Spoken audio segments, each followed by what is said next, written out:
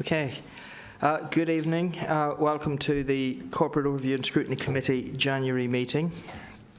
Apologies for absence.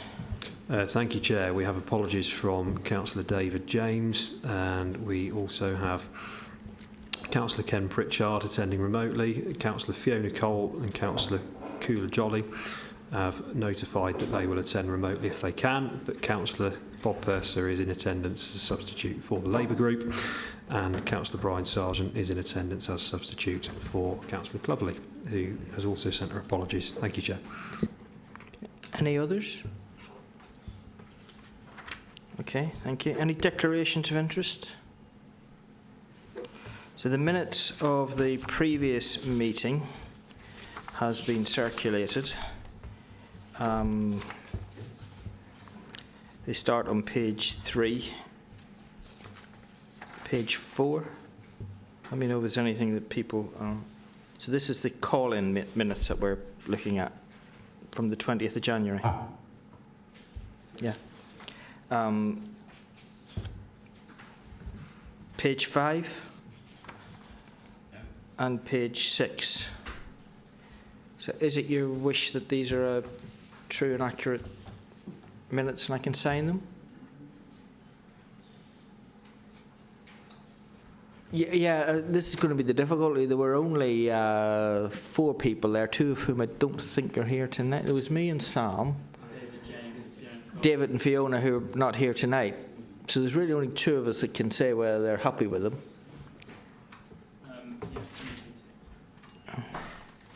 And while he's doing that, can I just thank Richard and Tracy and the committee services, because this meeting was the 20th of January, and the same also when we come on to our other ones, they have sent out some very comprehensive notes of all of the breakout rooms in pretty rapid turnaround time. So thank you to you and whoever else was working behind the scenes to get us all that paperwork turned around in such a smart... I know I was reading it when I was sitting here the other night, and I saw at the bottom of my screen, my laptop was in, there was 4,000 words in one of the documents I opened. So, you know, they're big, hefty documents. So thank you, Tracy and Richard and Ryan, I presume, but whoever all else in the team, please bring back the thanks of the committee for that. Are you happy, Sam? Yeah? So I'll sign them then. This is the 28th. 7.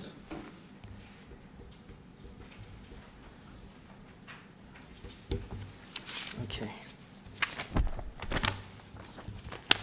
Thanks, Tracy. Right, so chair's announcements. Can I welcome Jess and Sarah? They're 2 work experience members of the public that are sitting at the back there. It's always good to see somebody in the room taking an interest in what we do. So welcome. I know you might be leaving at 7:30, but I hope we're all going to be leaving before 7:30. So apart from that, I've no other announcement except one of the things that I just want to try and clear up with the committee are our recommendations on the perfect day party in the park thing. Now, I think there's a bit of miscommunication between myself and everybody else. We made some recommendations, and I think they were then to come, well, I thought they were then going to be sent off to Cabinet. I think there was a misunderstanding. It needed to come back to be formally ratified and finalised, but they're not on tonight's agendas. They seem to have fallen down through a bit of a crack, because I then had some correspondence saying, let's just crack on. Can I just make a proposal that we circulate those to all members by committee? If people are happy, delegate authority to myself and to then present them to Cabinet on behalf of the committee, but we will circulate them to everybody on the committee. Otherwise, if we wait to our March meeting, it'll be the April, May, June, July Cabinet. I don't know when. It'll be a long time off. So are we all happy with that as a suggestion? All right, thank you. Chairman, one small point of that. I mean, are we aware of whether another similar day is planned? I mean, this one was, I think, it was in the budget for 3/4, and it ended up in July last year. and our recommendations were, or are, intended to assist in, presumably, a replay of it if it's going to happen. But I'm not aware of any plans for it, a similar event to happen, certainly not this year, and I just wondered if there's anyone knew whether there are any plans at all. I'm unaware. Do you know, Martin? Have you had any requests for cash? It's usually a good start. Yeah, so they'll still have some funding left, I expect. I'm not aware of an event, but I will double check and confirm for you. Okay. Well, when we circulate those draft minutes, can we just try and deal with that point as well? Just one email. Okay, so our main item of business tonight, sorry, shall we take the performance plan to let Richard go? That might make more sense. And the revenue monitoring report, no, that'll be yours. So yeah, let's, if you don't mind, let's take that item 6, the corporate plan, because otherwise you're going to be sitting here for another hour, but you don't need to, Richard. If you don't, well, you're welcome to sit for another hour after we come on to the other items, but you might want to go home for your tea. So we'll take item 6 and the corporate performance report. Richard. Oh yeah, thank you, Chair. That's much appreciated. I would love to stay, but also want to go to dinner as well.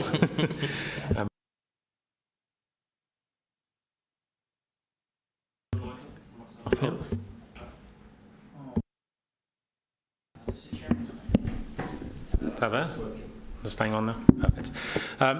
So as a reminder, this is the Q2 performance report, so it's covering the period primarily between July and September of last year. The Q3 report for information is going to Cabinet next month. So this is still that slightly bit out of line. So I'll go through today, rather than presenting every single slide and every single page, because there's quite a lot of them, I've gone through and pulled out some of those key measures which have shown significant change or shift or something out of the ordinary in that particular quarter. And then where there's a couple of little updates beyond that as well, I'll also cover that. So before I get there, we're also involved with the new corporate plan development, so the West Northampton plan. So next year we'll see measures aligned against the new plan's priorities and objectives there. So something will look a little bit different next year. And those will go through the normal sign-off process along with the plan and everything. And then at the end, if you've got any questions around some of the indicators I missed, happy to take any questions you might have on those or anything else around data management. So just going through really in terms of different priority orders, so under cleaner and greener, the fixed penalty notices, there was a weirdly very high number of FPNs issued around environmental crime in particular in July, which pushed up the Q2 performance. Similar as well, we saw there was quite a large number in June as well, so that took the overall quarterly average quite high compared to normal. In priority 2, there's a few areas in there which are showing some differences in there. Care Act reviews, I want to pull that one out in particular. This is a review our adult social care provision on their annual review process. So we've seen an ongoing, it was a bit of a performance programme around that started nearly 3 years ago now. And there's been, the overall performance level has increased year on year, and it's been 2.5 years now since that had a reduction in performance. So that is still not in the place where I think the service want to see it, but it is a much better position than it ever was in the past. Similarly so in terms of our EACs, was still massive increase in requests coming to the authority, so 15.6% increase in the last year alone. Still seeing a significant number coming through the front door, and that's been managed through that SEN improvement programme and the work on there to try and manage some of that demand in an effective way. So what we're then seeing is, because of that high demand, some of that backlog I spoke about, the timeless measure in here, which shows a downward trajectory this quarter because 1 month in Q1 was very, very high. Just that 1 month then artificially changed the performance trajectory in there. But we've been looking at some numbers around trying to forecast that, so realistically that 20-week timeline is probably a year away from stabilising at a sensible position, something that the SEN improvement board's very aware of and where we're at. The other indicator in priority 2 I want to pull out was weight management. So there's we're having some difficulty in reporting. There's a brand new contract came in line. I think it was in May it started. Some of the data being managed coming from the provider is getting some difficulty getting that new data flowing from their new database, the brand new provider, new system. So that wasn't in place at the point of reporting. We do now have that data coming in. So we'll be able to report that stuff from Q3 onwards, and we've gone right back to the start of the contract as well. So that is in a better place now than it was when we reported this in December. In priority 3, increased number of complaints levels. Some of those have been influenced by some of the offset activity. I mentioned some around the SEND programme. We're still seeing lots of complaints in that particular area, but mainly those national pressures around education, housing and social care continue to kind of contribute to that feedback level. So it's kind of where we might expect to see it be. Also I want to pull out, so the customer feedback in Q2 in the report there's some information in the covering paper you've got tonight. So it's been identified since that the information provided there wasn't quite right. So the customer feedback on customer service centre directly was including some feedback around other services. The actual performance when we uncovered that in that quarter was 77% in Q2. So that details in your covering paper there. So primarily it wasn't right, it just included more information that wasn't customer services related, it was a different services in there. In terms of thriving towns then, we've got 106 council and affordable homes completed in Q2. All the locations are included in the narrative for the report. I know it's a common question that the committee does have, so all the details in the narrative now. And around our customer-facing services like libraries, museums and leisure centres, all those are seeing increasing visitors across this period. That's been a pattern through the year to date at that point. In priority 5, there's nothing specific in terms of the indicators in here around economic development, but I wanted to just cover off the economic growth strategy that's been developed at the moment. So we're working with the economic development team and the external consultants been to support that to make sure we have a good, robust framework to report that trajectory moving forward. So we'll have some much more meaningful, quantifiable measures in economic growth moving forward. So it's a really positive change, I think, in that area. And finally, around our priority 6, so good collection remains strong across council and business rate collection, generating that income for the authority. And lastly, reported in there for Q2 in September, we've shown signs of improvement around those benefits indicators, where we had the new system go online. I've looked at the data for Q3, and that has shown a further improvement. So when you see the December's information, it is considerably better than it was in September, and definitely better than Q1. So that was kind of the highlights really I wanted to pull out, those significant changes in there. Happy to take any questions around anything else, any content in there you might have.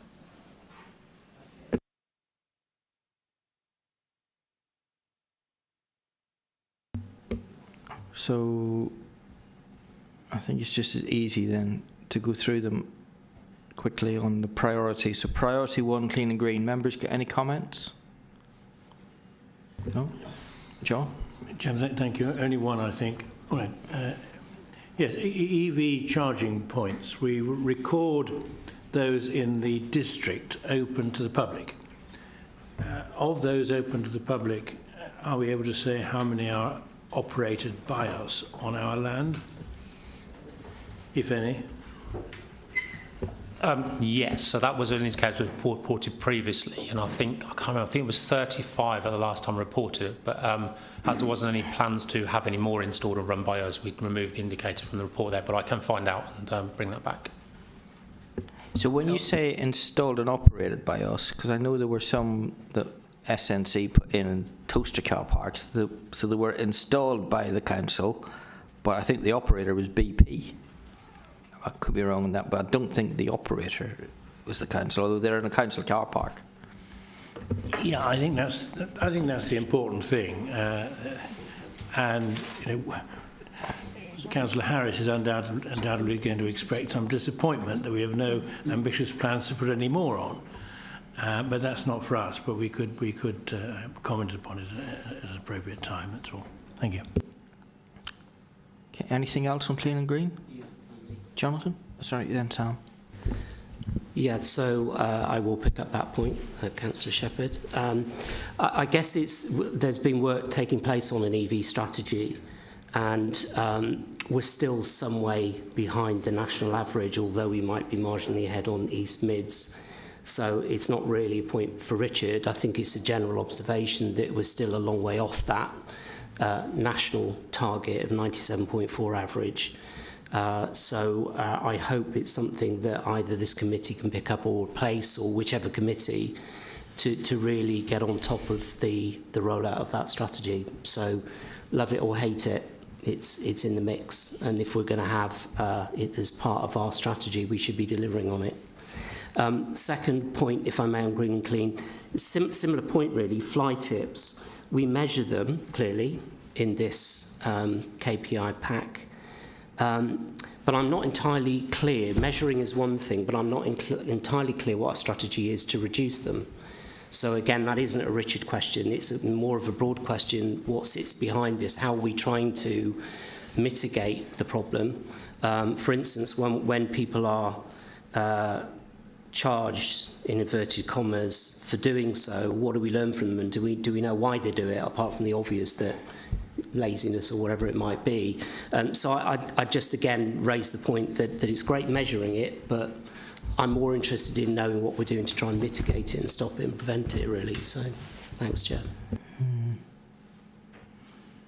Yeah, I don't know what we do about stopping it and preventing it. And I think what I'd like to know as well would be the rural-urban split there, because I certainly know in my area, you can tell some of the ones are straight off the A5 and the A508, and they take a left about a mile along the road and dump it in the nearest gate, and there's certain ones that just get hit all the time because they're about that sort of mile off the road. And so I suspect there's some of that going on. I just don't know, but Bob.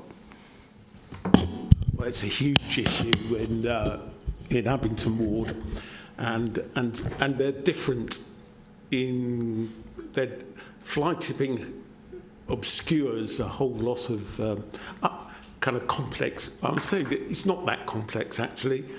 People emptying out flats is one set. People just leaving bin bags on corners. Then there are areas which are, as a result of poor planning over the years, where there is just a kind of no person's land left between one commercial area and a housing area, and people just use that to, and it's not looked after by anyone. So there are different groups, and they really need different solutions. And I'm not sure we're onto first base in terms of really proactively engaging with these. It's an entirely reactive service.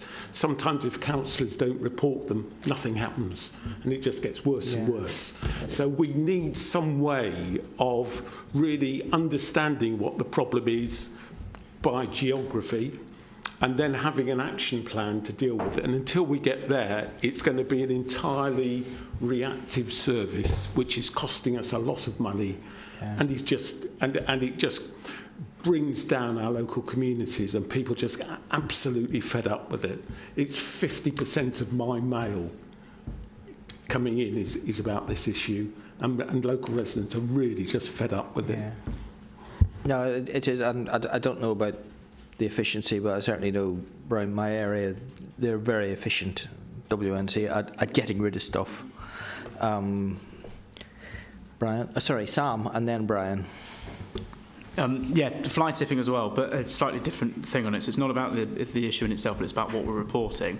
We're obviously reporting here the number that we've cleared, but that's not really in any context for me. So it would be, I think with all of these, I've probably said this to you, I think, at all of the meetings. It's kind of my bugbear about this report. It's a really good report, and it's really detailed, and it's great, but I think we need more of a so what test on a lot of the things here, because it's like we've cleared 5,248 fly tips in the last quarter. So what?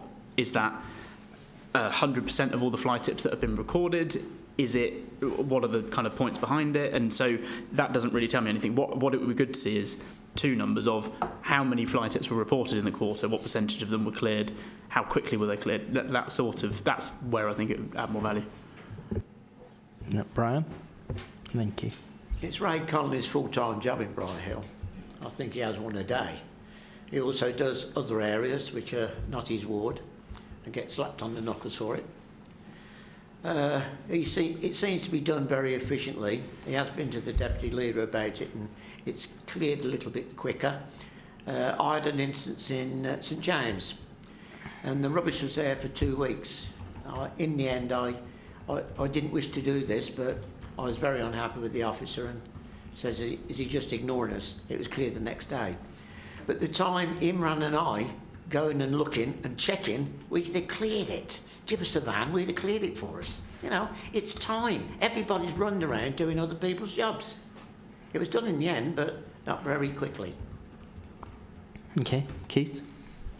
Also, I sometimes have a question about these stats in the number of locations where there's been repeated reports of fly tipping from different points of view. And I know with some you can report it and it's gone within the service level agreement, and other times when you're having to chase it again multiple times to get it shifted, especially when they can't open their eyes to see it on the main road. Yeah. Okay. I find what 3 words invaluable for these things, because at least you don't have or we couldn't find it when it's sort of in a hedge. So I'll move on to priority 2. Is there anything there that members wish to comment on? Rupert? Thank you. This care situation on, what is it, page 14, it's around, do I understand the situation correctly? So is this saying that people have been waiting for care, long-term care, after, we're getting back to about half of them, is that right? So half the people who've been waiting a year are on a long-term care plan. I think that's what that's saying, isn't it? If I understood that correctly, 52% Care Act review completed in the past 12 months. Is it page 14 of the reports pack? Yes, this is the Care Act review. So this is not about people waiting for care. So these are people who are already in receipt of care. And part of having that, you're meant to have an annual review every year about, is that still the right care for you? Should that be amended or should it be the same? So we've got half of our population have currently got a review within a 12-month period, so on time. Okay, sorry, thank you. So they've got a long-term care plan, but the review isn't happening. And what's the impact of that review not being in place for the 50% that haven't got it? So more than 52% have got a review. Just 52% have had it on time. So some reviews might be in month 13 or month 14. So we get the detail around how many have actually had a review. So that's a slightly different measure. But the impact would be is that potentially that person is not receiving an appropriate level of care. Potentially. It might be 13 or 14 months, but presumably it might be, 20 or 24 months, or 5-6 years. I would hope none of that long, but yes, it means it's more than 12 months. Thank you. Jonathan? And then John.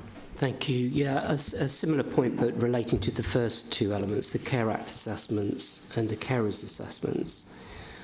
Again, it's a bit like the fly tip point. This tells us how many have been done. What it doesn't give us an indication of is how many are in the system. And I suspect there are quite a lot in the system that we aren't aware about, unless we are about them. If we are, we should be reporting them, because I've had a couple of very recent casework scenarios where it seems like getting assessments done seems to be a real problem. And it would be really useful to know how many are in the system as opposed to how many have been done. Does that make sense, Richard? And again, that's a broader question than for you, really, but it doesn't really tell us the full story, is probably the point I'm making. Yeah, so underneath that there is a whole layer of information, as you might imagine. So from the point of request being made, so you've got called the 3 conversation model. So the first phase of that is the request being received, and which should be accepted or not. So the care assessment is stage 3, the final stage to that. So you're right, these are completed there. So there is every step underneath. I could tell you the number at which stage and where they're at and how long they've been there for. So it is there. It's not an indicator that's in here, but it is reported kind of internally. So it comes back to that point, I suppose. I think we've discussed committee before, is how much information gets included here and what detail. But I mean, these are the types of things we could say, look, as part of the narrative update, provide that additional context in there. So that's useful, and I can think about adding that in. Thank you. Some months ago, a topic of concern was the foster service. There don't seem to be any KPIs that I can identify. Is fostering out of scope because it's essentially a children's trust issue, or if it is in scope, are there any analyses of the efficiency of placements, etc.?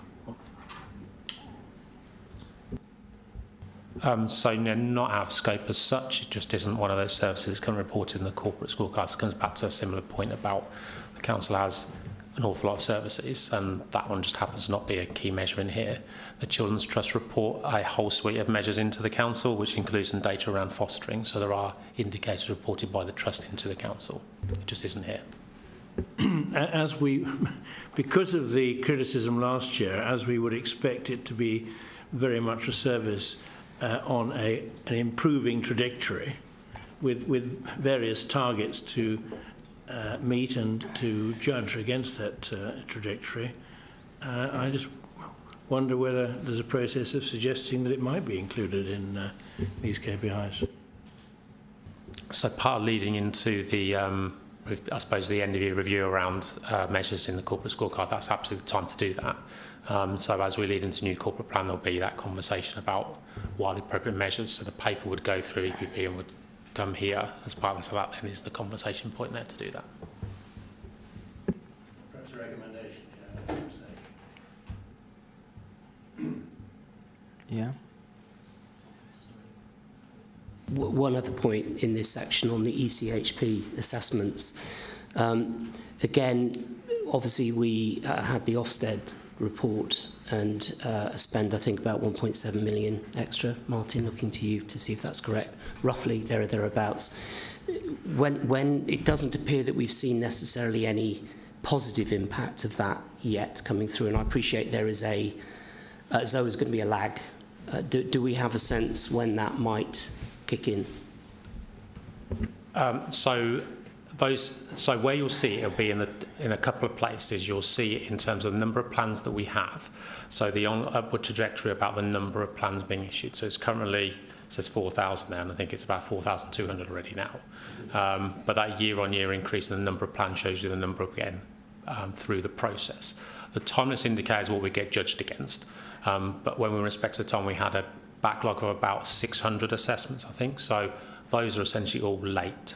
So as they're pushed through, that negatively affects the performance. So I think as we started to do the work about forecasting, it's about 12 months before that looked like the national average. But assuming the resource remains, assuming these things continue on the current trajectory. So I think, Richard, that's the piece of information that we need, because there's nothing in here that says how big the backlog, how many are in the pile. So you've just thrown out a number of 600. I think it would be helpful to have those sort of numbers. So, we're saying we've issued 221, and 25 of those are completed within the 20-week time frame. Well, that's probably all accurate, but it's almost meaningless information. It doesn't tell us whether that's good, bad, or indifferent. So, if you said that the backlog was 800 at the beginning of the month and it's now down to 600, at least we could tell we're throwing them out the door faster than they're coming in. But there's nothing there, and those of us that are getting AHCP casework, and I suspect that's most of us at some point, it would be helpful to be able to say to residents, and I appreciate they're always difficult because they don't really care about the 500 ahead of them. They only care about their son, daughter, and rightly so. I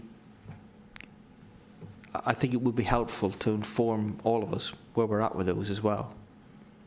So, in terms of John making a recommendation, other members making, are these ones we need to make to Cabinet, or are they just perennial moans that we're having about the way in which these things get reported? I'm not quite sure, where, because we've made these. I suspect when we come on to sickness, John will pick up again. We want to see long-term sickness picked out. We make the same comments quarter after quarter after quarter, but we never see any changes to the report. So I think, Chair, as part of the review that Richard was talking about, we can pick up on these comments / recommendations, and it feeds into that end-of-year review in terms of, is the information you're getting here useful and relevant? Would you like to include additional information? What would that additional information be? And I think if you can feed those thoughts into Richard, then we can pick it up in the review that takes place each year. When's in terms that? Of what so what's the goes into time next frame year. for that review? So we normally commence that kind of at the end of the year, so like March, April time. Right, okay. So this is the relevant time to be doing it. Yeah. It's too often to say, if only you'd said that last week. Right, okay. Anything else on improved chances, priority 2? So we'll move on then to priority 3, which is our connected communities. Anything there that potholes? One pothole. You're doing well.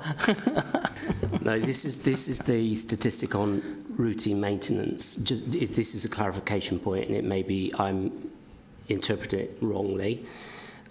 It says 48.1% routine maintenance budget spent to date compared to the agreed maintenance plan budget profile. So does that mean actually if we were spending to profile, it should be 100%? Bench profile would be 50%. So this So is that is that linked to year. time? That's the Yes. timeline of the year, not... Okay. Yeah, So we're halfway through the year and we spent half the budget. Yeah. Who knew? Yeah. So it's just the narrative made me interpret it as actually we're under profile effectively, but it's just the way the narrative is written. Yeah, it was done the other way around before and it confused everybody. Okay. So it was changed a bit. Actually, it's just do Okay, a report fair against enough. the spend today. Fair enough. Thank you. Right. Yeah, I think most of us are grapes and potholes, maybe about quality of repairs and things like that, but it's not for here. Anything else on that? So if we move on then to the pink ones, thriving towns and villages. Anything members wish to comment?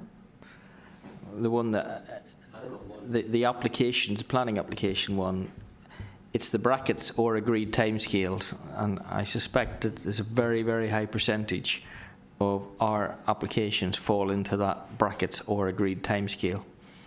And certainly the last time I looked at national data, ours was probably one of the worst in the country for that. So this 83 and 88 looks good, but when you compare it to MHCLG data, it's not good, but it's, I don't know, I think we're kidding ourselves in time. Sam, and then Rupert, and then Jonathan. It was just to come back and say, isn't this just more of the so what test and maybe feeding into whoever we need to recommend to, that we probably need to have a full-on, maybe on an email chain of people pinging back on this report, all of the different points that they think, what's the point of that? This is what I think instead, blah, blah, blah, blah. Just give them a wall of suggestions. Okay, right. Well, should we set up a little group of 2 or 3 of us that would just go through this, try and bring together the perennial grapes of this committee on these. Well, we know what they are. If you've been a regular attender, we know what they are. And then we circulate that and say, right, here's our starter for 10. Do other people want to feed into that? We've 2 or 3 volunteers. Yeah, I'm happy to. Jonathan? Are you talking about... Or just meet over Zoom or something, just to go through this. No, the whole report. Where there are things that we make comments on the data, Rupert, as you know, every time. If only we had this, or we'd like to see that. So if they're saying that needs to be in by March, let's meet next month and just try and bosh it, and then we can circulate it informally, and it'll be a starter for 10, because otherwise we'll just have everybody flying off here like a box of fireworks, so we're not careful. Sorry, so Sam, no, you spoke, Rupert? Yeah. Sorry, my point is, just following what you said, why, I mean, presumably we have the authority, don't we, just to, I mean, just like you said, this is mixing it all together, 13 weeks for a green timescale. I completely agree with what you say. I mean, I can only imagine. I would say north of 90% is in the second category. Why can't we just ask for a split? Yeah, but it's one of these things, if planning phone you up and say, oh, we need another 3 weeks to determine your application, you say, yeah, okay, then that's, oh, we've agreed to a new timetable. Yeah. You probably are unaware you've agreed to a new timetable in doing that. I'm doing with what I certain percentages. But why don't we, I could be wrong, why don't we just ask for the figures? Yeah, well, if you looked at, the last time I looked at national data, it was probably more about 70%, but yeah. Anyway, it's one of those things. Jonathan? It's the perennial one for me around the council house delivery. 7 in total for a half year, with the majority expected in Q3. We don't have a target, so I have no idea what that means. How many is that? Because there's no target set. So again, it just concerns me that there's a long way to make up, because I presume it's higher than another 7, but I don't know because it's no target there. That's probably out with our control. Okay. Bob? Chair, no, that we've brought this back in-house in terms of the delivery of this. Okay. So really, we ought to have there really should be a schedule for this. And you know, I see houses that are almost finished, but they've been almost finished for weeks and weeks and months. And I'm kind of thinking, well, when are people going to move into these houses? What's going on here? So I think we need proper targets, because there should be a plan about when they're going to be delivered, and we should be seeing the results of that. I think, you know, and going into the future as well, and it's one of those things where we should have an advanced plan. You know, there should be somewhere an advanced plan, and we should be checking on our delivery against the rescheduling of these plans, as they always do get. But if we're serious about delivering these houses, then we need, you know, good data so that we can chase what's going on. Yeah, so when they say delivery Q3, as we're almost finished we have finished Q3. I haven't got the update figures down, sorry. Okay, so if we move on then to priority 5, the yellow one, economic development, anything on there? Jonathan? Yeah, I don't know if anybody's, some of us I know were on the briefing about the economic growth strategy and associated reading material pack that came with it, and the consultation that sat alongside it. I was underwhelmed, if I'm honest, Chair, just to flag that really, because it felt really generic. I'd use the phrase quite motherhood and apple pie in many places, with not a lot of specifics around it. You could probably pick that up and use it in any context in any area. So I'm just flagging that. Great, we've got something, but it didn't really set the world on fire for me. Okay. And then on to priority 6, robust resource management. Anything that we want to mention? Everything looks, as you said, it's interesting to look at the trend line now of that CTRS and housing benefit, and that is one where we want to see the trend line taking a nosedive down, which is good. Again, I think it comes back to, okay, it's been underperforming, it's heading in the right direction, but when are we going to actually finally see it actually reaching targets? So I'd like to see sort of indication of timescales. If you remember our last bit of scrutiny on this, it was always said it would be first quarter of this incoming financial year. So, yeah, I think it's a wait and see. Are we still on track at the moment? Yeah, through you, Chair, it's something we have flagged on a consistent basis, that whilst we were going through the system change, whilst we were sorting out some performance issues in the service, things would get significantly worse before they got better, and that's what we've seen in this report. I think in terms of what we've seen in the last few months, just to give you an update on that, so Q3, which we're through now, the combined position is 53 days compared to 68 days, which you had in this report. So again, beginning to move in very much in that right direction. And then if we go month by month, right up until where we are now, October down to 30.7 days, November down to 24.5 days, and December down to 19 days, target is 20 days. So very much moving in that right direction. If we can sustain that for a whole year, would be above target. I'm not saying that will happen, but very much moving in the right direction, as we said at the time. Okay. Sam? Just on the invoices paid within 30 days, is that money coming in or money going out? Money going out. And okay, and what is that the right measure to have? Because surely we've got loads of different payment terms, and don't we want to take advantage of longer payment terms if we've got them to hold on to more cash?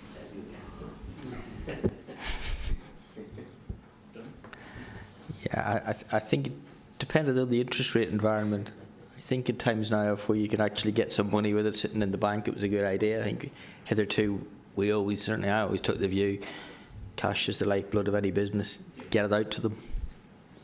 It is that fine balance, because local suppliers will want the cash as quickly as possible, but it would be in our interest to hold on to that cash as much as possible. We try and get that balance right between the two. What we report here is in line with the national indicators that we've had previously, so we can compare ourselves against the local authorities. Yeah. John? Matter of interest really for Martin. 26 full-time equivalent employees. What's done as compared with the establishment? 26 is the current. Is the establishment about that or a little bit higher?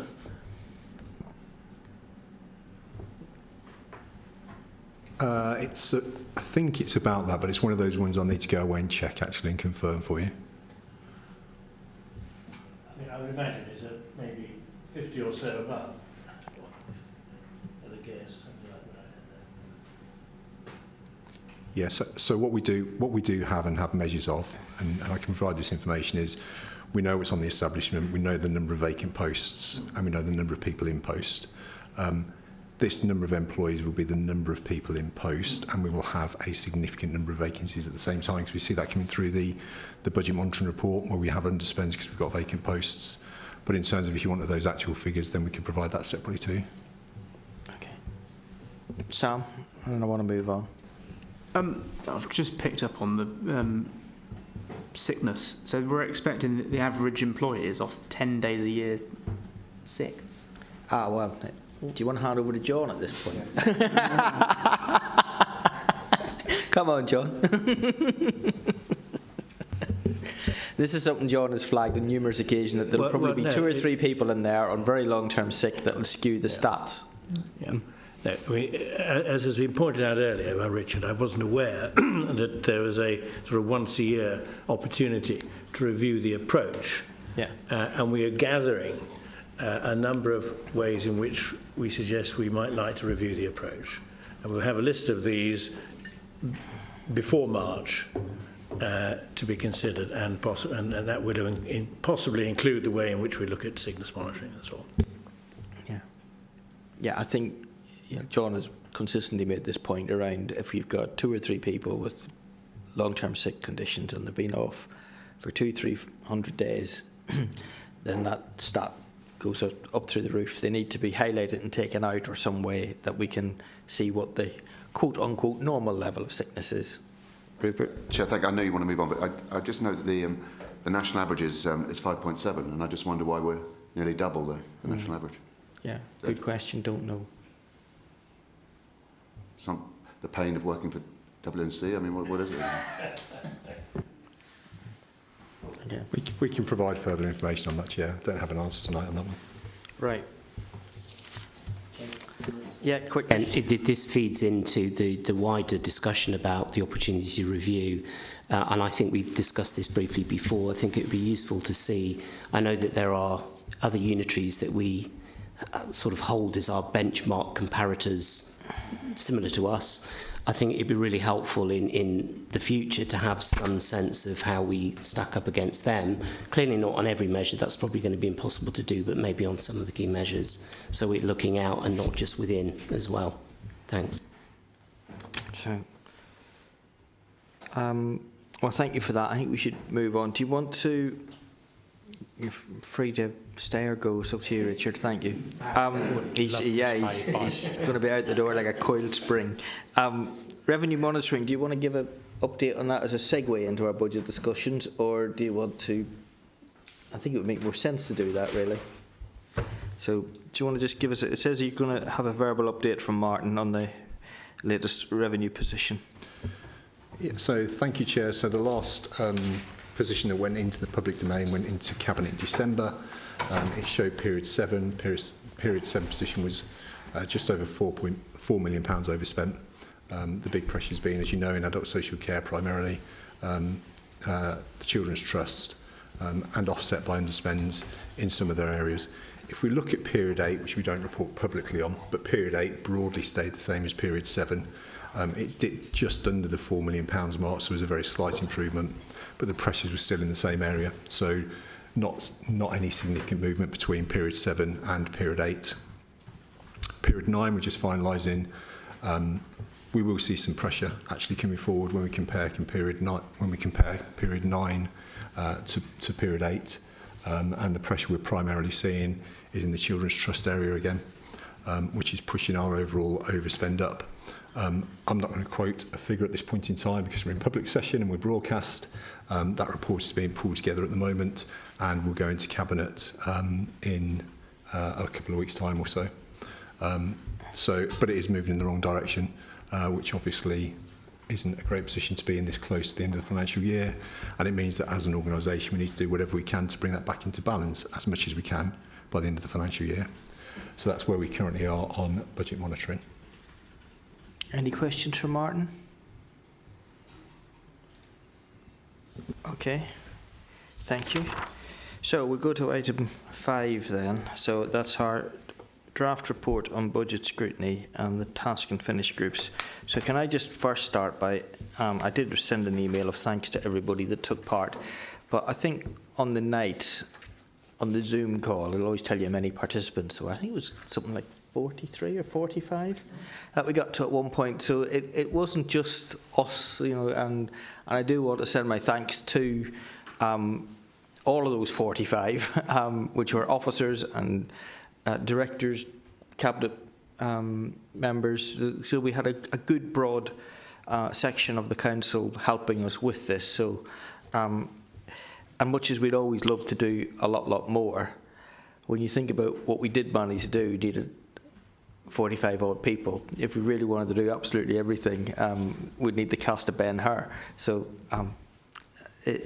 but nonetheless, if we can minute to everybody that took part in this, I'm grateful, and I'm sure the committee are grateful for the help and support in what we managed to achieve, because at least we managed to get quite a number of man-hours work done in a fairly short space of time. So I think what might be easier is to ask each of the chairs, Jonathan, John, who did the other one, Keith, to go through, and Sam, to go through the findings. Yeah, there is. I just want to. So I think the first one was the adult social care one, which was your one, John. That's the order that the paper's been printed here. And what I'm particularly interested in is that we can get together any recommendations that we wish to make to Cabinet on the budget, whether we think it's good, bad or indifferent. Now, I think, if you remember, the concern I certainly had and many had were that for the last number of years we're in this sort of cycle of we've set a budget, we're reporting an overspend by the middle of the year, we correct the overspend for the following year, and we set a budget, and by the middle of the year we're reporting an overspend, and we correct the, and we're in this sort of cycle. So are we getting something wrong in our forecasting? And I know John then on the night was saying part of it is almost that we do that knowingly, that we probably is kidding ourselves too strong a term, but we're almost knowingly know that's the way in which we've just done it. We sort of set it knowing it's probably a little on the light side, but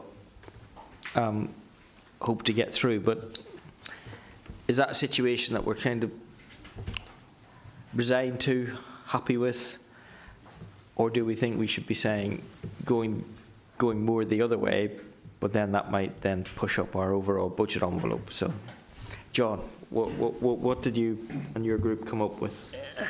Right, well, first of all, the written report thereof, I'm struggling to find it here. But is it page 8 what I'm looking at? Is that the relevant summary of... that's, sorry? Page 21. Oh, right, 21. I think the other social care is 12, 13 and 14, isn't it? Oh, no, 12 and 13. Yeah, well, the point that Ian you're making is comes to roost in adult social care, and broadly, I think what we are finding, and I was trying to summarise it for the first time in discussing it at the meeting and elsewhere. What we are finding broadly, we've got a group of budget heads, obviously, that in respect of which we can control the budget ourselves. We've got two which are demand-led, children's and ASC, as we know. In fact, of the ones that we can demand ourselves, the budget setters, the bidders, as it were, identify them for themselves the services they would like to provide in the year and cost those services, and put a bid in for the delivery of those services. And if that end bid is regarded by the Star Chamber or the Cabinet as being excessive, then it can be trimmed back. And if at the end of the day there's still a debate, then one could say to those bidders who are bidding and delivering specific services which are not demand-led, we'll impose a 5% cut. And that's just tough. You've got that. Then you can control your budget. If your budget involves emptying 200,000 bins, okay, you can say maybe that I'll only empty 180,000 bins or whatever, crudely like that. So you can trim your sales. ASC and children's, you can't do that. Other than in the overheads, because the demand-led service, the payment of services for the adult social care system, of course, is demand-led. When we do that, we were told we would do that by forecasting, and that is why I got rather excited about getting involved in adult social care forecasting. But it does sound to me like a very, frankly, quite an interesting challenge. To say to yourself, right, how many adults am I going to have? What's the prescript? And I was very interested to know how that actually happened. And the premise that I'm working on, and the evidence I think that we got at that meeting, is that the ASC forecasting is actually quite good. And the evidence I think is for the last couple of years, because we can only go back a couple of years, really. The evidence of the last couple of years is quite good, that we can forecast quite accurately. So we've got a demand-led service in respect of which we spend a huge amount of effort forecasting, and we can then forecast that accurately. Fabulous. We've then got on top of that demand-led service the cost of admin, that's to say the salary costs, which again we can forecast with greater precision.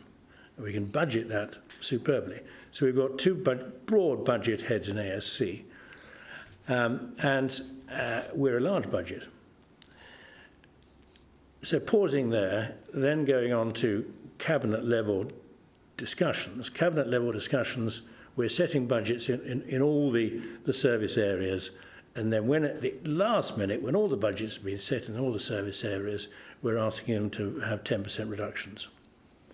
Now, on a budget of $500,000, that's obviously 50,000. The ASC budget is a lot more. Nevertheless, that is imposed arguably quite arbitrarily, but it's imposed on the budget heads, and those in charge of budgets that they can control turn the tap down and achieve a target rather more easily. With ASC, we've already gone through the process, a heart-wrenching possible process of forecasting the actual level of care, which in the past has been pretty accurate. We then got our salary costs, and we then say, right, okay, we then got a 10% reduction across the board. Okay. At the end of the year, we're 10% overspent, for example. Surprise, surprise. And you cannot blame that on unforeseen pressures in adult social care if in fact you've got your budgeting, if in fact you've got your forecasting right as to the number of clients you need, and you've got your budgeting right in terms of the staffing you need to deliver those, while you are overspent, is that you have, on day one, applied this arbitrary reduction. So, I don't know whether you asked the question, but if the service were given the first amount they asked for, so I think what we're saying is they go in and say we need 150 million and we beat them back to 140 and then they come in 10 million overspent. If we'd given them the initial number, would there have been an overspend? Or is that just the way people play the game? No, I didn't put that question, but I did ask why do you accept this point? And the answer which Stuart gave me, almost quotes, I think it was a quote like this, I can quote him verbatim. He said, I think we took it for the team. That's to say, his directorate accepted that the same rules should apply to all directorates of the council, accepting this end of game reduction of 10%. We took it for the team. Okay. We're good for it. We're team players. And now, there's no real problem in I mean, I've had a brief conversation with Martin about this as well, and it's almost a philosophical approach. It's almost a philosophical point. But the slight anomaly is that we all make a fuss about adult social care overspend being because of unpredicted demand. But if in fact we predicted demand accurately, but then we reduced the budget, the ASC overspend is not through unpredicted demand, it's through the demand having been accurately predicted but not properly budgeted for. Now, okay. the rules require us to prepare at this stage a balanced budget. The rules do not require us at the other end of the year to deliver a budget that's not overspent. That's a very big difference, I think.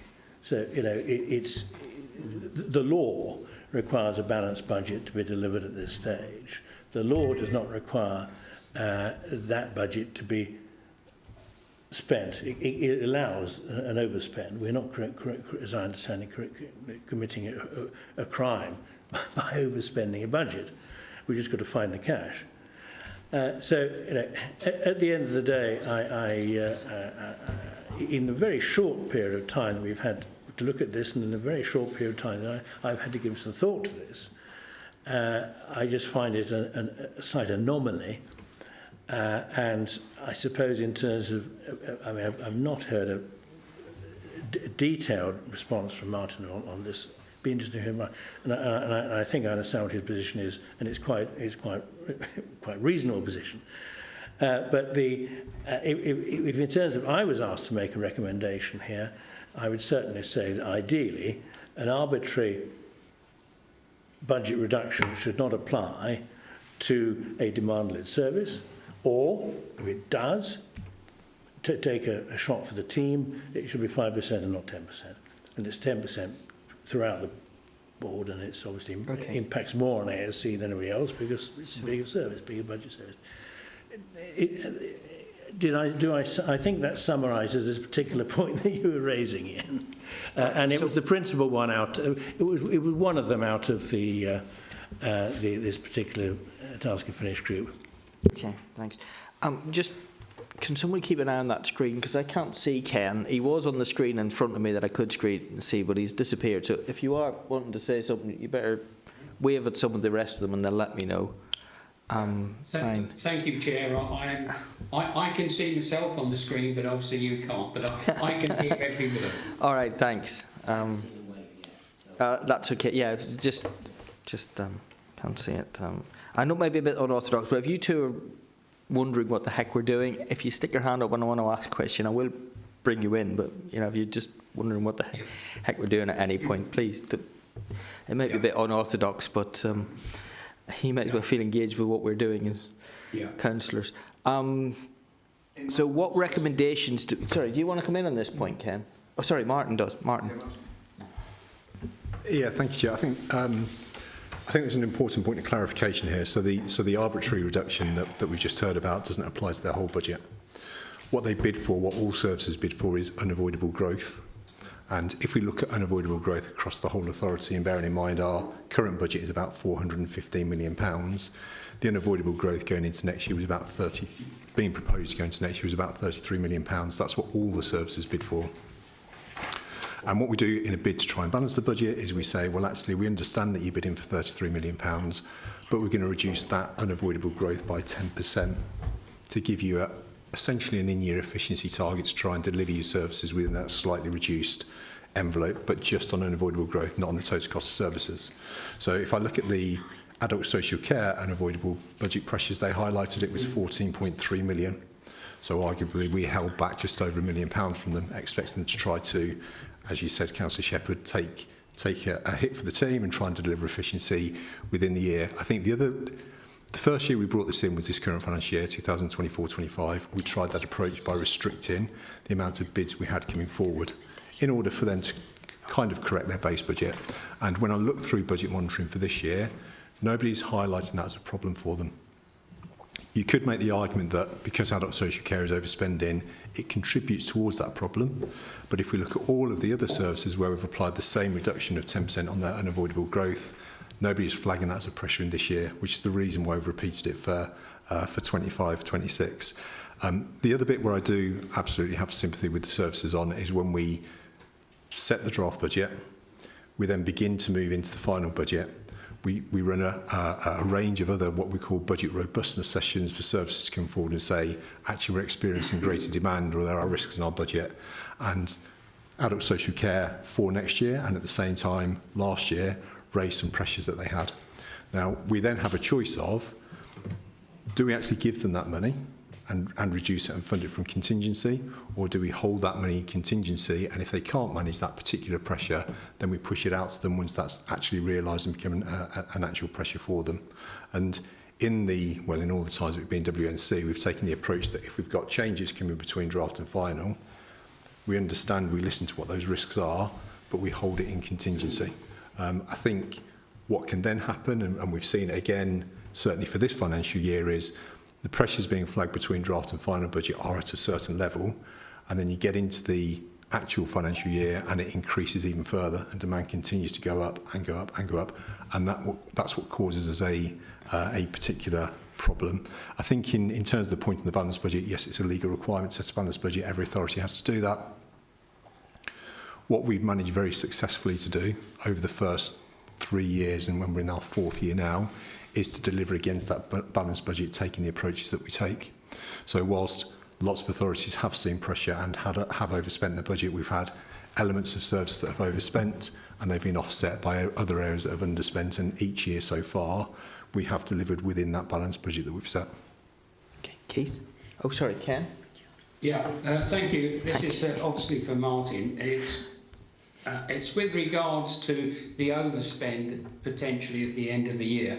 At what stage do you go back to the major budget holders and say to them, you have got to trim your budgets a wee bit to meet the balanced budget scenario? So as soon as we know there's a pressure in year, we go out to services immediately. And, you know, we've been made aware of those pressures quite early in each of the financial years so far, and we go out and we try to work with services to bring it back in. It goes back to the point that Councillor Shepherd made about demand-led services. It is really difficult if we have a statutory responsibility to force them to reduce their costs, because we can't always. We can try and influence that, we can try and get them to be more efficient, but we have to provide those statutory services. So on the demand-led services, adult social care, children's social care, temporary accommodation, homeschool transport, all those really big, difficult demand-led services, we work with those people responsible for those services to reduce their costs as much as possible, but we accept they can't always get it back into balance, because actually demand is going up and up and up above and beyond what's the assumption that's in the actual budget. Yeah. The other thing that then does happen is we take a view on our contingency and the use of our contingency to help offset some of those pressures, and the rest of the organisation also steps in and tries to reduce their spend as much as possible. In previous years, we've done things like spending restriction panels, where every single line of expenditure over a certain amount goes into a panel which met on a weekly basis to reduce costs in the year, and we still run approval to recruit panels on a very regular basis to make sure that every vacant post that comes up is essential. All of those things we do to try and minimise the overspending year so that we can deliver within the budget that's been set. Okay, so in terms of... Sorry, Ken. Yes, yeah. It's obviously also another point is with regards to the additions for the national insurance for next year, do you actually have to pay it and then get the money back, or will you get all of the 2% back? So through you, Chair, on that particular point, we're waiting for the allocations to be confirmed. We expect the payment to be given to us because they've got a pot of money and they've got a method of allocation for that pot of money, so we expect them to transfer that cash across to us rather than having to reclaim it. I think it doesn't hide the fact that there will be pressures on national insurance in lots of services provided to local authorities up and down the country, and that's bound to have an impact on next year's budget. I sat on the police, fire and crime panel earlier on this morning, and they were saying that they will not be able to get their 2% back, probably something like 1.5% back. Yeah. Well, I think that'll depend on the size of their budget and the amount of cash that they're going to get from central government. I think central government are just saying, here's a pot of money and you're getting X million of it. And whether X covers your costs or not, you might be in profit and you might be in loss. I think that's their approach. I don't think it's saying your NI costs are currently 100 million and therefore if they go up you need an extra 2, here's the extra 2. I think it's not quite as scientific as that, and I very much doubt they have the data anyway to do it across every public sector authority that's affected. Anyway, so the recommendation from this one is fixed care. If you want to fix anything in local government, fixed care. And someone once said that somewhere, you're probably sick of him saying it, but it's the simple, you know, it is the mantra that I use all the time. If you want to fix anything in local government, fix care. So we're sticking with that to lobby the MPs on the challenges. It's a shame, and it's not a party political point, and again it looks like they've ducked this one for another few years and kicked the can down the road. And that we are broadly happy with the way we go about forecasting. It's just other stuff gets in the way. Is that what you're saying? On the forecasting point, Chairman, again, when this was first set up and I saw the invitation to scrutinise forecasting, I thought, great, that's really important, but it is absolutely impossible to do a proper job in scrutinising forecasting in the time available for this budget. So certainly I would rather like to have opportunity to look at forecasting itself. To pick it up later as another distinct piece of work. As a distinct piece of work. That's perfectly within our gift. But I think I'd rather like to do that. And the side effect, or the small point that we've just been talking about, I was not really. Well, I was in two minds as to suggest that it came forward as a strong recommendation. It's certainly not a strong recommendation. The fact of the matter is that Matt Golby and Stuart Lackenby seem to be comfortable with the way that they're required to produce their budget and the way that this slight reduction across the board is being made. Martin has given an explanation for it, and I'm reluctant to suggest that we should propose any specific changes. If other members have another idea of how to deal with this, some form of. Anyway, there we are. I wasn't intending to bring it. I think our draft recommendation. That doesn't include it. Is the Cabinet lobbies MPs on the challenges faced with the North Hants regards adult social care, and that notes the difficulties faced by WNC and all councils with regard to adult social care. The system is in need of urgent reform, and it's inevitable to have an overspend every year due to the nature of the service and the growing demand on its services. So are we happy with that? Well, Jonathan? the point I was making there is, I mean, the overspend in my view, still slightly in my view, is that the overspend at the end of the year is not simply to do with unpredicted demand. It's to do with unpredicted demand and the fact that, to a degree, the budget setting in the first place is a tad artificial, and it's that artificiality point, I think, which raises the concept of the philosophical approach, and I hope that Martin doesn't take it personally as a criticism of the way the budget is being constructed, just a different approach to it, and so the word artificial should be taken, I think, quite modestly rather than being a significant criticism. So it's for that reason why I was reluctant to bring it forward as a formal recommendation or criticism. Jonathan? Yeah, just a small point. I obviously was in a different group, so I wasn't party to John's group's discussion about this, but I think there's another area that I can't get my head around, which again has come to the fore through some casework recently. There seems to be the element also of the ICB/NHS in the mix here as well. And what I can only describe is what appears to be a tussle between them and between us in terms of the system of moving people through and who gets what, particularly continuing health care plans and how people get assessed and whether they get them or whether they don't get them. And I think that must be a contributing factor here, and certainly it plays out for the individual not great, is the feedback I'm getting from individuals, that they get stuck in this loop potentially. I don't know what a recommendation is around that, but I think there might be some issues around the way that we work together with the ICB/NHS and the relationships that take place there. Because the net result is it's the individuals that seem to be suffering as a result of it. It's not a budgeting issue per se, but I think there's something in the mix there, and I don't quite know what it is, really. But Okay. But is that a budget recommendation or more of a, can we all work better recommendation? sort of, but I can't phrase it that well. Right, we just need to pick up the pace. Bob? Yes, I hope this is... I'm kind of thinking that the position in adult social care and children's services might be different. That in adult social care, we probably got quite a good budgeting process, quite a good planning process. We do need to be looking and saying, are there alternatives to residential care, and how can those be costed? Do they produce savings? Because the more preventive work, the more services in the community, probably the better. And is there a way of the budgeting process supporting that pressure to achieve that?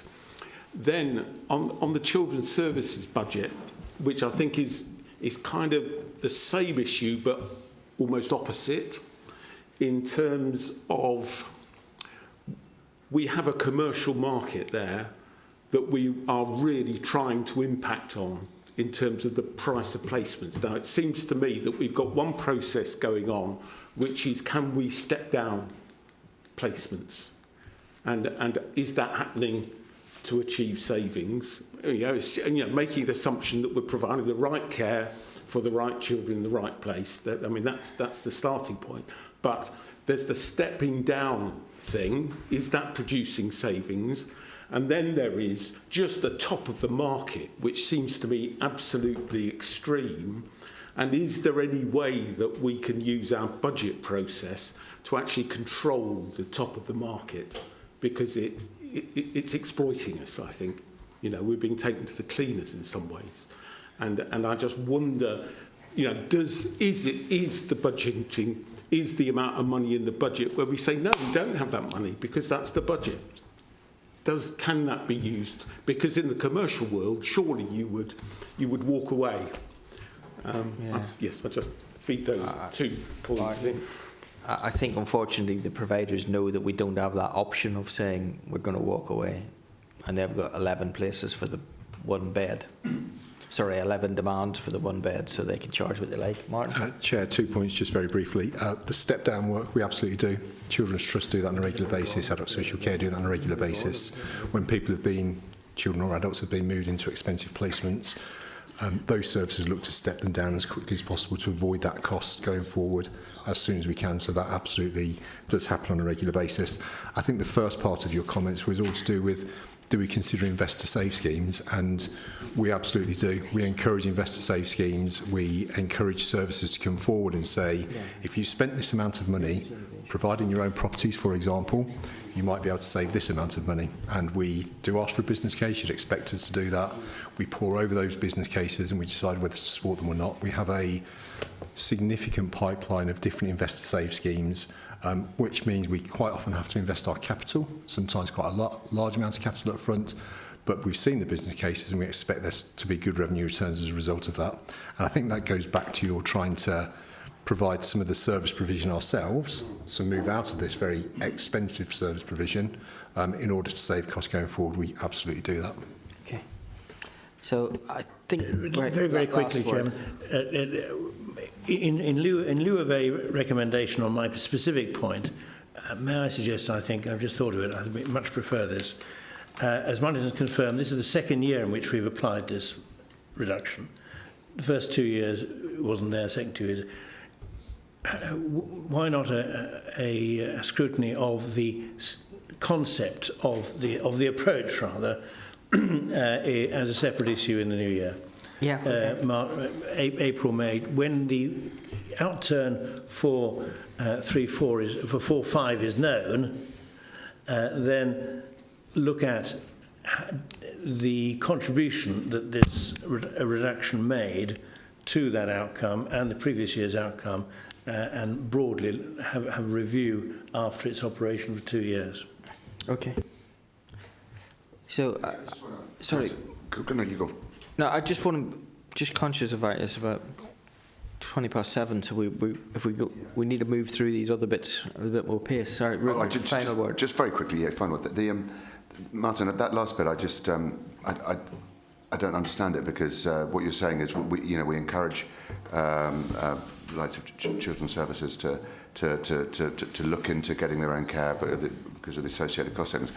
I don't see why it's that way round. Why is it down to you to make those recommendations? Why, if you're tasked with running adult social care or children's services and things like that, then and paid reasonably well for doing so, why isn't it down to the leaders of these things to be finding looking at these initiatives? Why is it passive and the people in charge of budgeting are now suggesting you're saying you're suggesting to people to do their job correctly? I just don't understand it. Through you, Chair, I'm not sure I understand the point. I think the point I was trying to make was we absolutely encourage investor save schemes. We encourage people to come forward and say we can save money by putting this capital investment in, and we have from day one gone out and made those comments. So I'm not understanding why you having changes to from that. Why are you having to? That's a bit doesn't make any sense. Why is it like that? You're having to do that because they haven't provided for this, and you're talking as if that's okay, when in any normal circumstance that wouldn't be okay. It shouldn't be down. You shouldn't have had to do that. It should have been done earlier, and somebody should be, hauling them over the coals sort of and say, how has it come to this? That's what I'm trying to. Okay, and I will respond very quickly to that by just saying let's have a look at all of the proposals that have come forward since day one, which have come forward from the services, how much has been taken out of the base budget directly as a result of that. By the end of the first 4 years, we're up to £90 million in proposals coming out of the base budget. We've got another, I think it's £30 million coming out of the base budget for next year. So the services are on it. They give us those suggestions. We support those suggestions. It is reducing. It's protecting services. I think we can sit here quite proudly and think, actually, since we've been WNC, we haven't had to reduce services. We've protected services based on all that work that's taking place, and based on the approach that we take to budgeting, investor save, transformation, and all of those other things. Okay, so I don't think we've had any pushback on that draft recommendation, so I'll take it that we're happy with that. And I'll move on to the cost of sustainability, which was Jonathan's one. Yeah, thank you. Again, I just want to echo the comment briefly you made earlier on. Ryan did a brilliant job, so please pass on my thanks in terms of consolidating all of the stuff that we talked about. I don't think I want to discuss this too much. I think that the notes at the end where it says the breakout noted are broadly the recommendations that I think have been transferred over. And I think the fundamental point to say is that we had little option really in that group but to try and narrow the scope of discussion because it's such a cross-cutting area fundamentally. So we tried to focus on 2 of the sort of 5 key areas where we have what I would call powers in place to influence and shape. The 5 powers broadly are buildings, energy, transport, waste and nature. We focused largely on buildings and energy for the purpose of this discussion, largely because they're probably the highest potential cost area, but also potentially have the largest impact in terms of carbon reduction, broadly speaking.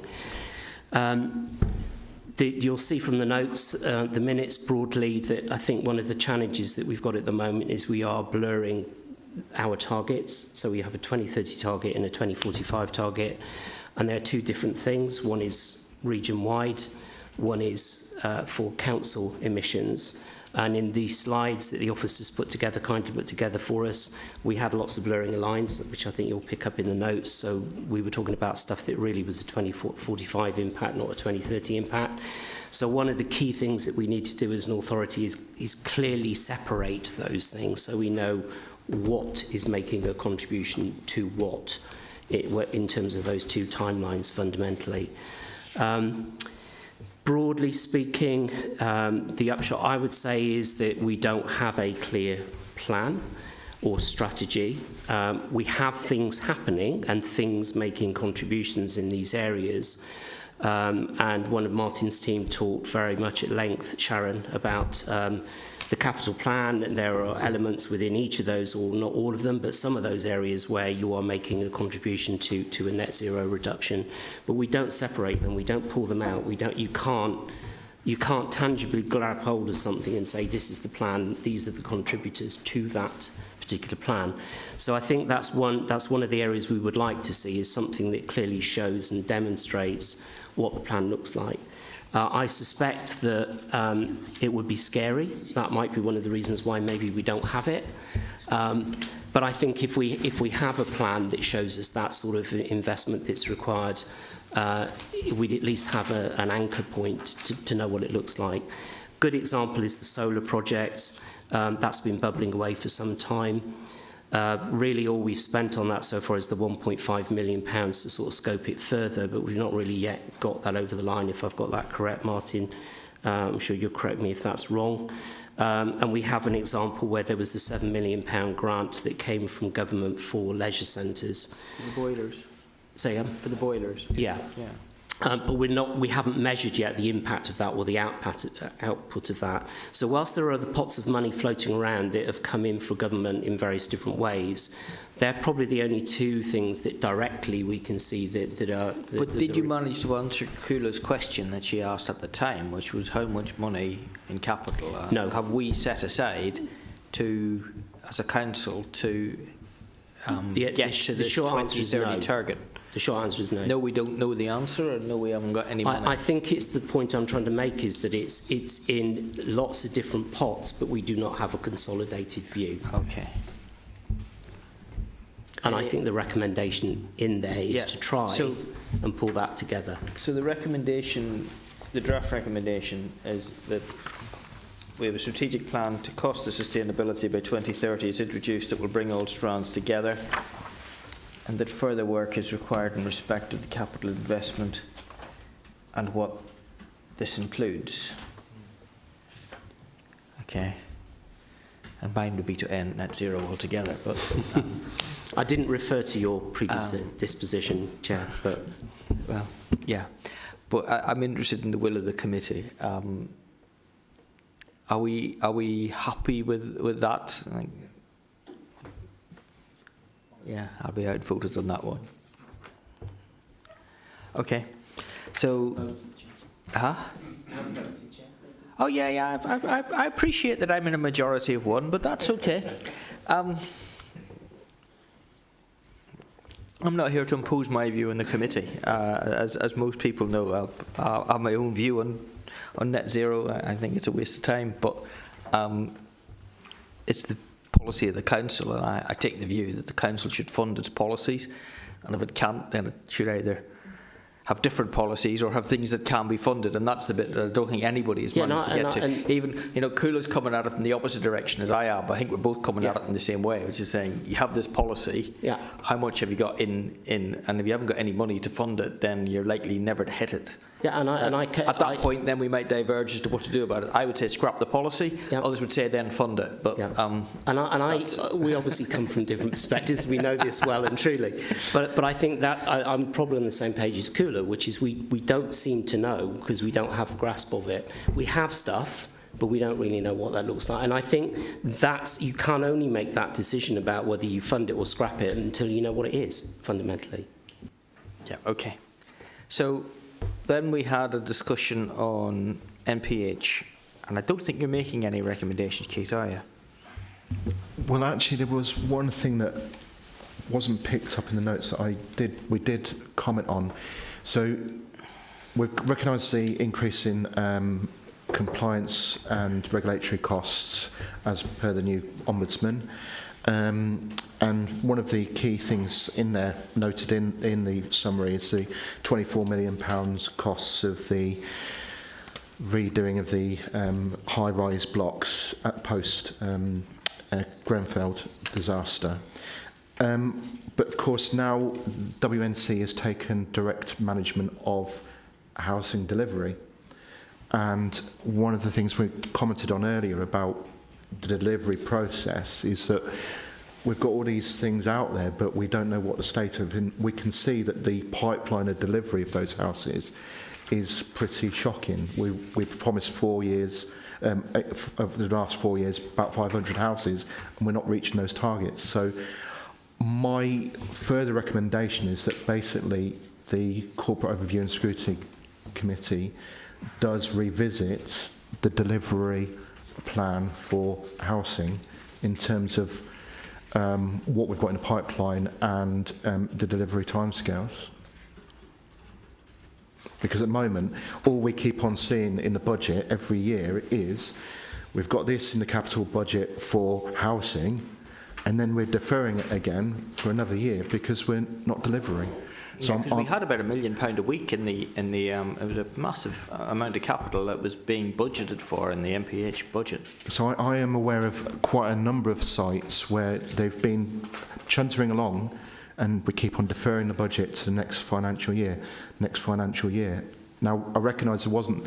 One of the things we did pick up is that there's no longer really any capacity in MPH to deliver it because most of the people have left. So in one sense, WNC has got to create a new team to deliver on that. And of course, that will be part of the regeneration team, which is sensible because a lot of these sites that we're going to be looking at for regeneration include housing. So there's an element of the housing revenue account and the regeneration sort of different elements of those projects will come from different funds, but what I'm conscious of is it's our failure to deliver on what we've set out as a vision, and the constant deferral of the projects to the next financial year. So we do need to be getting a grip on it, because we're just outlining a dream and it remains a dream. Yeah.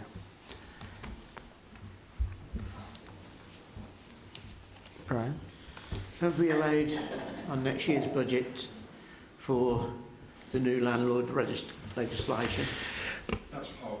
So that was part of the regulatory services. So there is increased costs associated with those responsibilities, but some of them are actually shared, of course, with the council as well, who's technically responsible for it. Surely the money we're spending on new housing should be reinvested on our run-down, horrible properties. I go in a lot of them. As I've got Briar Hill on my ward, and the damp on Briar Hill. As a private landlord myself, I've had to spend a lot of money on my own house within the last few months. So if that's related to all the number of houses we got, all the money's gone. I refer you to page, where was it? Is that the repairs and maintenance budget? Yeah, it is, yeah. And there was a specific line in the report.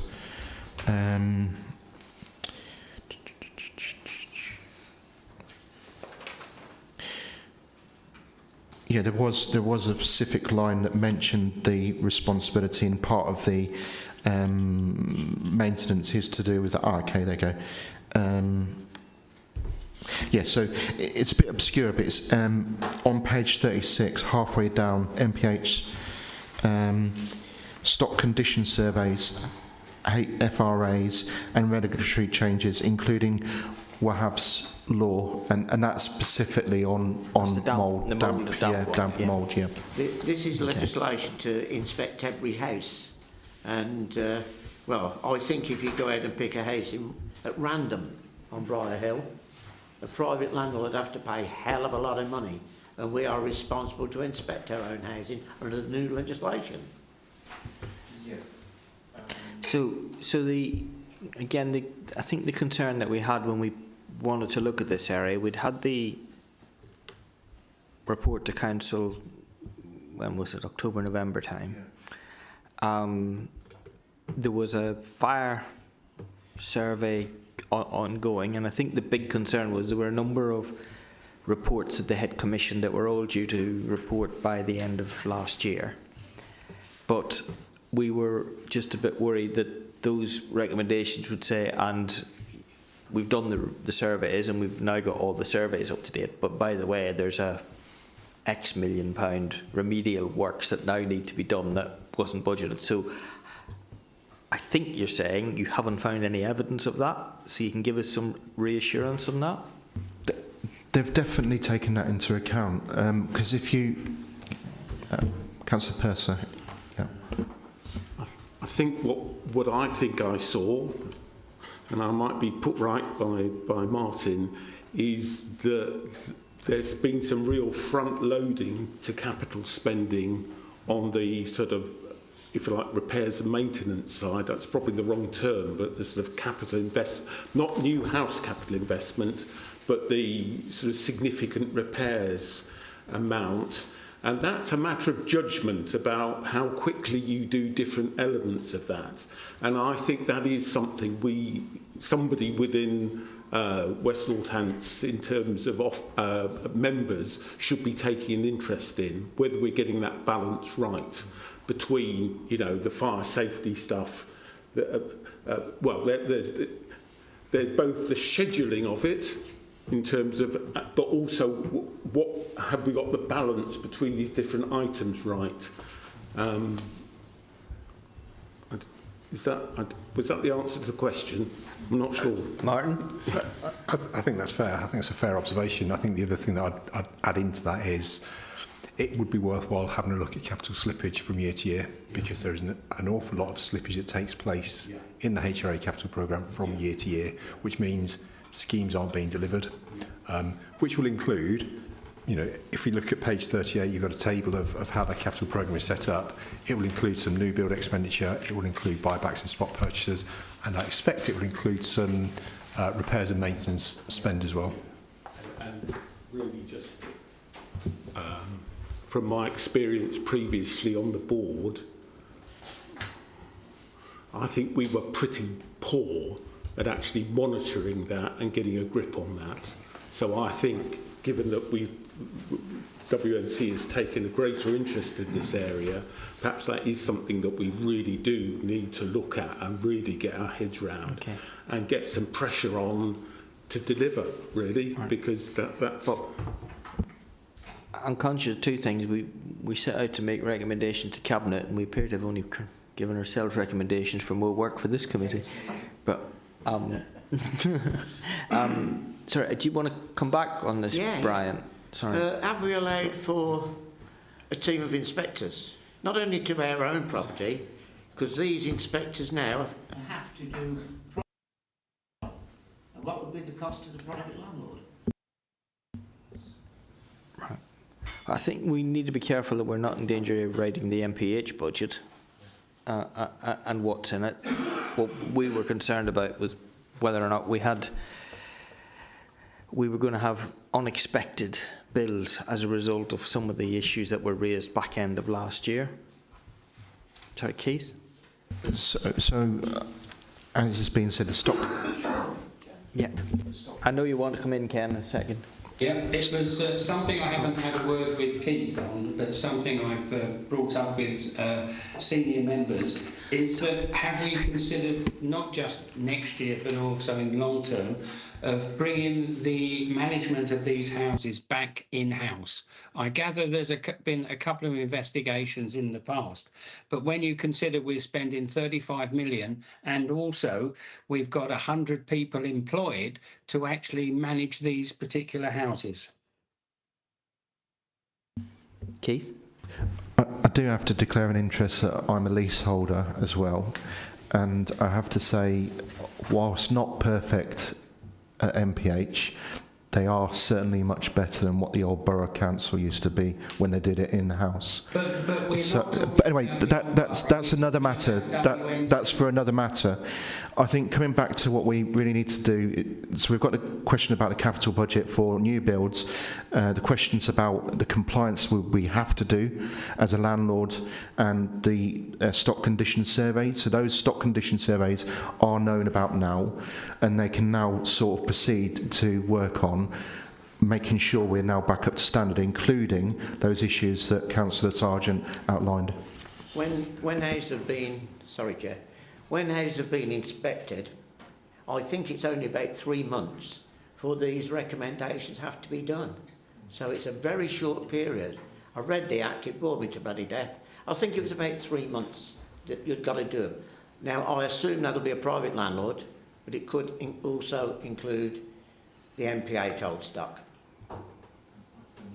Okay. So, are you making, thank you, are you making any particular recommendations, or are we just saying that we're relatively qualified, where we haven't found anything that's causing us?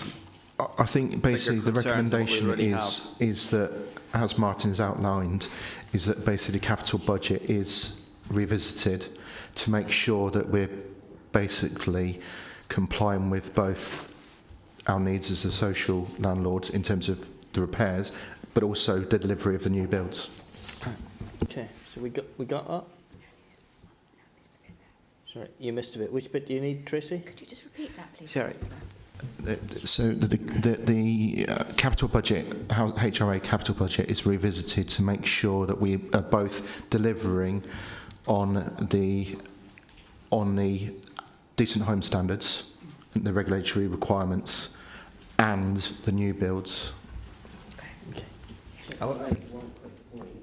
It's a really small point, but quite important. Again, I wasn't in the group discussion, but there's one point in here that's referred to that talks about MPH has its own governance structure which is robust, and that's referred to somewhere in the summary. That doesn't appear to have been the case. Otherwise, maybe we wouldn't have had the rating that we've got. So I don't know whose words that they were from. But it's going in the record of minutes, and I just think it's worth making a comment that one might have a different view. That's all. Yes, robust is one of those words that might mean different things to different folks. Right, so we happy then to move on from that? So Sam, you were looking at the AI, and I think I know where we're going to be going with this, because we've probably spent the most time on that particular one, but let us know.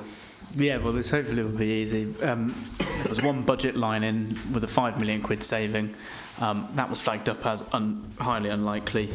So we had some presentations on what it was to do with. It was to do with AI and various ways of improving council services, but at the same time driving out various efficiencies, for example, with council tax queries being dealt with by AI to reduce the workload on people. In terms of how the savings will come for the council in the future, I think it's, Martin, tell me if I'm wrong, but basically it's through reduced headcount for doing the same thing and probably doing the same thing a lot better.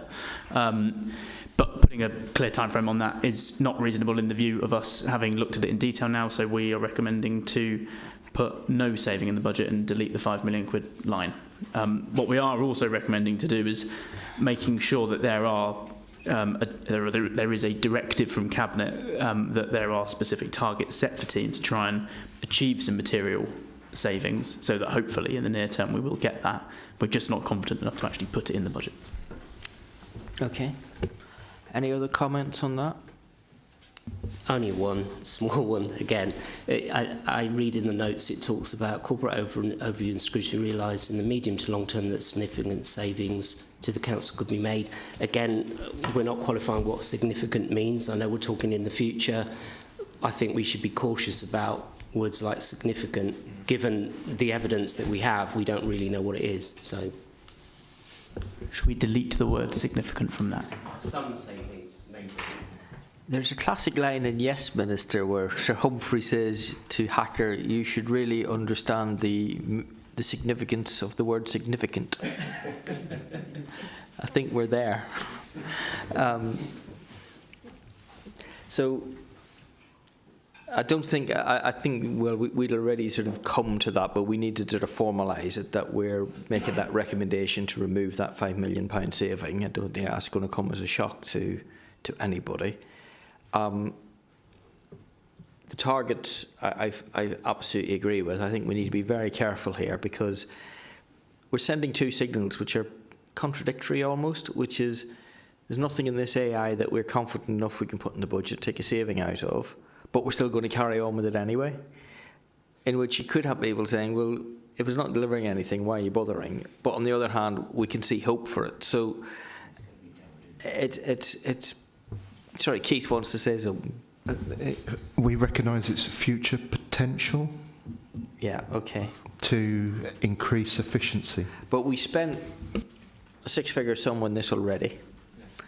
And we're saying from that six-figure sum, we don't see a cashable saving. That's not to say we don't see an efficiency saving, or we don't see non-cashable savings or cost avoidance. I suspect there's a lot of that. I suspect there's a lot of efficiency savings. Like when we looked at those things for EHCPs, if the help of NI can allow the one person who might do 5 in a week to do 10 in a week, well, we've still only got one person, and from a budget point of view, that it's costing one person's salary. But if that person is getting through twice as many, then that's definitely worth doing. So I appreciate that, and it's how we measure it and how we go about that. But it just worries me that we're sending that mixed signal. So if we got targets, I don't know how we go about getting those targets though, that they're meaningful. Maybe we should also be putting something on when we do this review of those targets, that we put something in there that we want to see something coming through. Or something, do we actually say that in a year's time we want to see tangible savings being brought forward, which are real and deliverable in the next budget? So we're not saying this year, but we are saying, keep the heat on for next. Bob? Chair, I wonder, probably each of these projects is different. Yes. And some of them will lead to greater efficiency within the same staff, and some might actually produce surely within the planning, there should be at least a statement of where the advantage, or what the objective is in terms of. I'm looking at Martin because it's his bailiwick really, but surely, we just need to be specific. This will produce cost savings. This will produce efficiency savings. This will mean we do we provide a better service for our communities. And Chair, it might be worthwhile you having a look at the pilots once they've been finalised. So remember, we put the £5 million efficiency target into the budget because we thought when we were putting the draft budget together that was reasonable to put that amount of saving in. It was always subject to what came out of the pilots that had started to begin their work in terms of just delving into a little bit more information and seeing if there would be savings coming out of it or not. So we always said we'll put this amount in. We need to wait until we see what comes out of the pilot, which comes out after the draft budget has been set, and then we'll take a view on that. There's not enough coming out of those first 3 pilots to confidently put something into the budget in terms of delivery of saving in the first year, in 25-26. Those pilots, I think you might be interested in, because they have They're looking at different areas, they're looking at different costs of running those pilots and different benefits coming from them, and it will give you a feel for the benefits of continuing with some of these particular projects that are running. So if I was going to make a suggestion to you, it would be, let's wait until those first 3 pilots have been finalised, then have a look at them and see what information comes out of that, and then that can give you some confidence in terms of, we were right not to put anything in for next year, but in following years there may be some financial benefits coming from that, or cost avoidance, or better service. But I suggest you have a look at those. Okay. Chair, this is a sort of a tangent slightly, but we've discussed quite a few areas tonight that we've sort of said this committee should look at in the future. The current proposals that went to Democracy and Standards last week does not have this committee in its shape beyond May. So we need to be mindful of that, potentially, and decide if it's not this one, where does it go?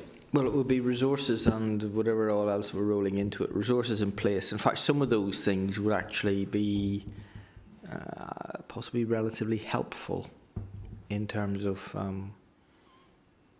bringing those bits together, because you would get the delivery arm as well as the financial arm rolled in. So, but there will always be a need for some sort of financial scrutiny, and it will sit in that resources committee should council agree to that.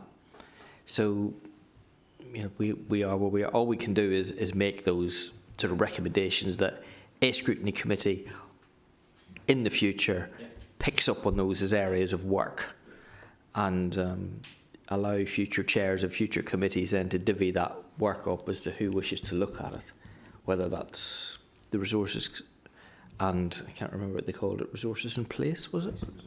Place and resources committee, or whether it's something else. But I still think there'll be a need for a lot of that work to be done by a committee at some point somewhere. So, is there anything else we want to say on this AI and things like that? So we got all our recommendations then, which are corporate overview and scrutiny. Felt savings will come, but at the current time there's not the confidence to add it for the budget.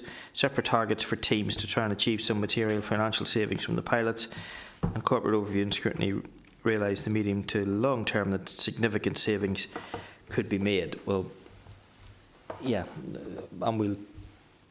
and then there's probably a separate one for ourselves as a committee to look at, which we might just pick up now in a second on work plan.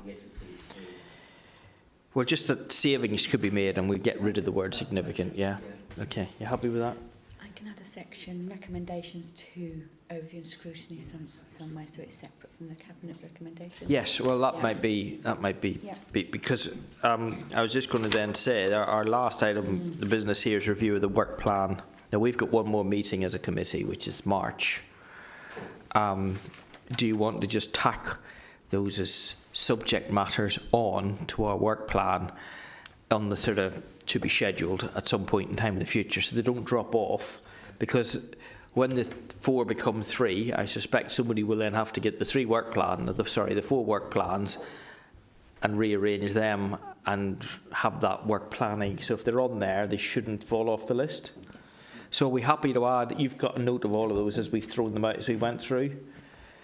Is there anything else to put on the work plan that we have? March we'll have, well, we won't have year-end budget by then. We won't have year-end by then. We'll be about a week short of it, I think.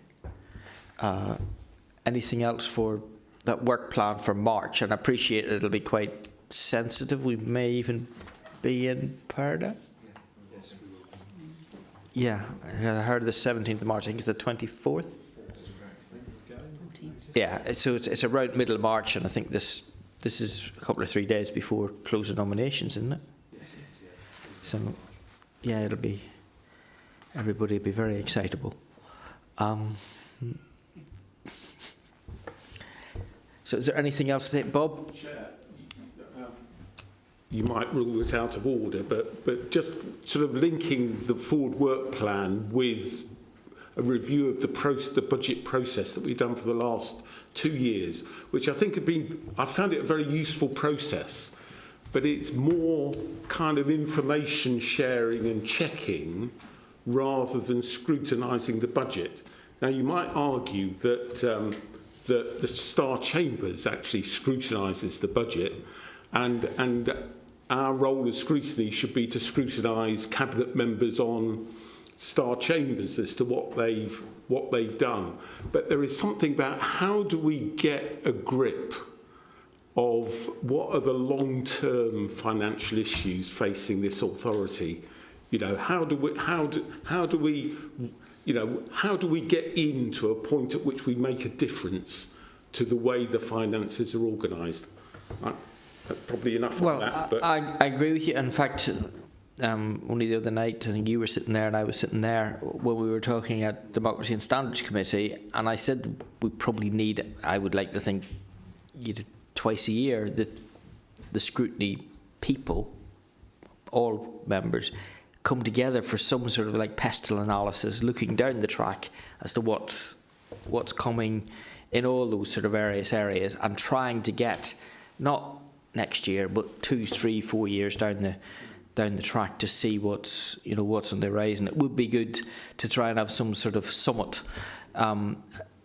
possibly twice a year, I would see, that we could do something. I would certainly be up for that if others would be up for it, because it would be a completely different type of meeting, not looking at the day-to-day and the mundane, but actually doing some sort of real blue sky thinking and where's it going to go. And we can debate till the cows come home where AI is going to take us, and whether or not it's going to be the buzzwords or whether it's going to become, as Jonathan has complained before, like greenwashing type things. Everything now's got an AI label on it, in the same way as it gets a green label on it. But are you actually moving anything forward? I don't know. But so I agree with you, and can we just put that again on the work plan, that we pick that up sometime and having a super strategic meeting. So is there anything else in the work plan? But, surely we should, in March, take a view on the reduction of the committee structure, the scrutiny committees. I mean, there are. When's that going to Cabinet Council? It will go to council in due course, but when? But I think it's going to council in. Is there a special council? That's moved. It's moved from the 20th to the 13th. It's moved due to the change in the publication of the notice of election. So it happens before the notice goes. Okay. So when's our next meeting? Is it after? It's after that. Our meeting's after. So we're going to have a budget meeting at the end of February and then another one a fortnight later. Yeah.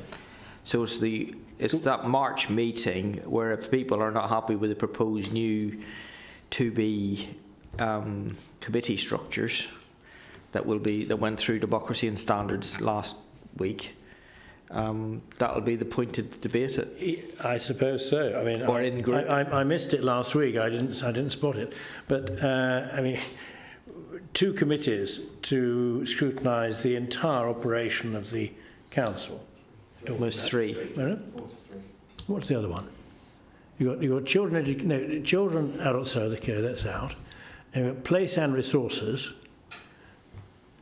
The work of this committee be rolled into place and resources. Yes, and adult care. There was adult social care and other bits. So the entire operations, I don't regard adult social care or children's services particularly as operational for this purpose, but excluding them, the entire operations of the council goes to one committee, one scrutiny committee.